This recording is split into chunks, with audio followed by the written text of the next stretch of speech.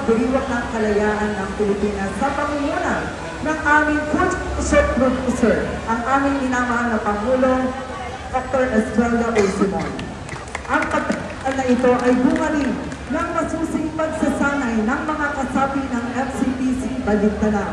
Katuwang ang mahusay na tagapagsanay mula sa Resident Folk Dance Company ng Cultural Center of the Philippines, napamangkin ng National Artist for Dance na si Ramon Arevalo Ubusan. 45 taon ng kasapi ng Ramon Ubusan Folkloric Group na si Binibining Christine Carop Ubusan Simpson. Kanina atin ang nasilayan ang mga sayaw hango sa impluensya ng kanluran.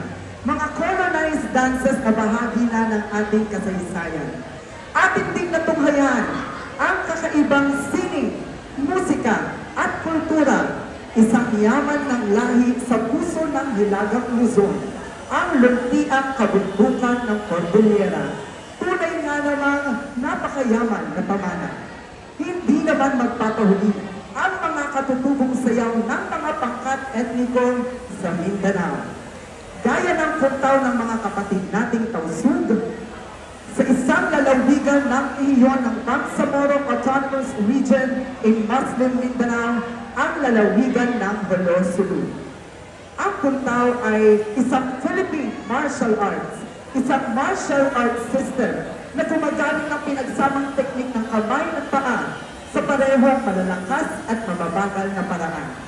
Ang sayaw sa agong naman ay isang anyo ng pangalay, kung saan naman pinapamalas ng dalawang matipunong binata ang kanilang husay sa paggamit ng ago upang makuha ang atensyon ng isang dalaga. Ang unang sayaw na inyong matutunghayan ay mula sa Marami City ng Lanao del Sur.